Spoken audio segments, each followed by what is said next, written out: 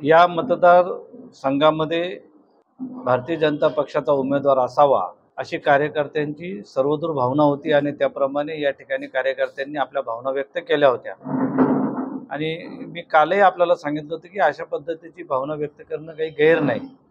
या कल्याण लोकसभेतून देवेंद्रजी फडणवीस साहेब यांनी कालच डॉक्टर श्रीकांत शिंदे यांच्या उमेदवारीची घोषणा केलेली आहे।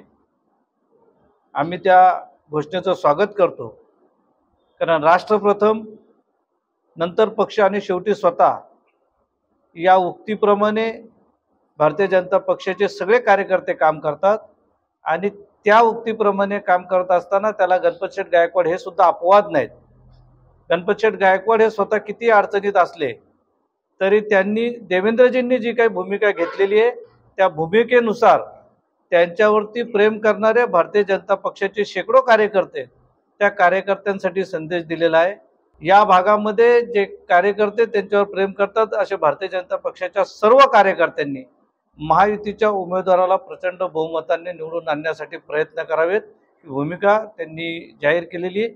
या संदर्भामध्ये आजच आमच्या सर्वांचे नेते माननीय रवींद्र चव्हाण साहेब यांच्या समोर परवा झालेल्या बैठकीचा जो काही वृत्तांत आहे तो वृत्तांत कल्याण पूर्व मधल्या या विधानसभा क्षेत्रातल्या सर्व प्रमुख कार्यकर्त्यांनी सांगितलं। त्यांच्या ज्या भावना आहेत त्या भावना त्यांनी चव्हाण साहेबांना सांगितल्या, त्या त्यांनी ऐकून घेतल्या आणि त्या सर्व कार्यकर्त्यांचं सुद्धा समाधान झालेलं आहे।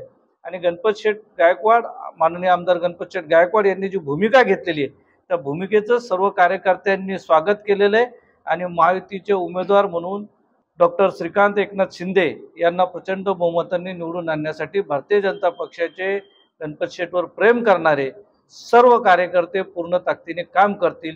ही जी भूमिका गणपत शेठ गायकवाड यांनी घेतली आहे त्या भूमिकेला स्मरून सर्व कार्यकर्ते या ठिकाणी काम करतील।